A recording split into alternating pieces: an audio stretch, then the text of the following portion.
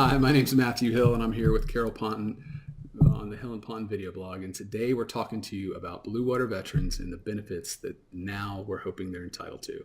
As we spoke on an earlier blog, a big case came down last week where where the court, the Federal Circuit Court, decided that Vietnam was not just the land of Vietnam, but it was the territorial seas up to 12 miles out as well.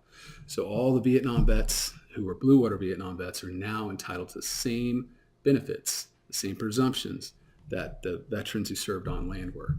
And so even though that case is not final, meaning that the VA could appeal that to the Supreme Court of the United States, we think it's important that you start moving on your case now.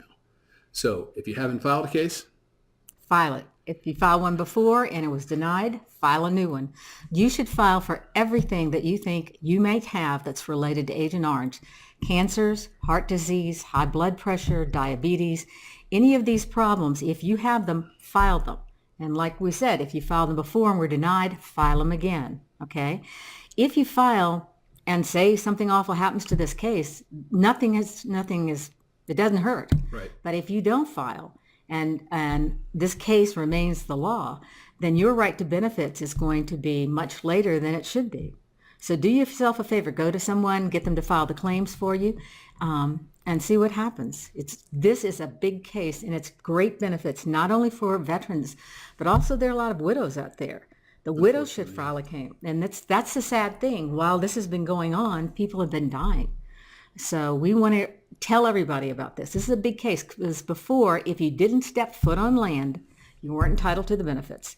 If you were in the harbor, if you were off the coast, you weren't entitled to benefits. That's not the law anymore. And you should recognize that if you file now, the VA very well could deny you because they haven't been told. The VA adjudicators at the regional office haven't been told to start granting these cases because the central office still hasn't made up its mind what it's doing. But as Carol said, who cares? What you're doing is establishing your effective date, the date from which the VA should be paying you benefits. And that's really important. And not only that, your place in line. This case continues to be the law. There are going to be a lot of people filing claims, and you don't want to be behind all of them. Get in there and file your claim now. Yeah. And so that's the great thing here is that there's an appeal out there that could be made, but we believe you are entitled to those benefits.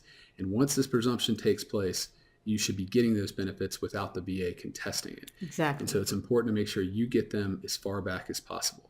Now, there is the question of if you get your benefits, let's say they apply and they get benefits and they had applied before, the question then becomes, what is your effective date? It's my belief. And mine. This is not in law yet, but it's my belief that it should go all the way back to the first time you applied. Exactly. Because you are now considered what's part, I believe, of the NEMR class, and that's the group of Vietnam veterans who are exposed to Agent Orange, and they have very special rules on effective dates. Very favorable. That go all the way back to when the veteran first applied for benefits. So whether that first time is tomorrow or that first time is 10 years ago, go ahead and get that in there and get your claim rolling. And the VA has tried to make it very easy for you to file. You can go online, file a claim, make a copy of it so you have, but that file is now being processed by the VA, okay? Or you can go to a VSO or someone that can help you, but get it filed. Thanks. Have a nice day.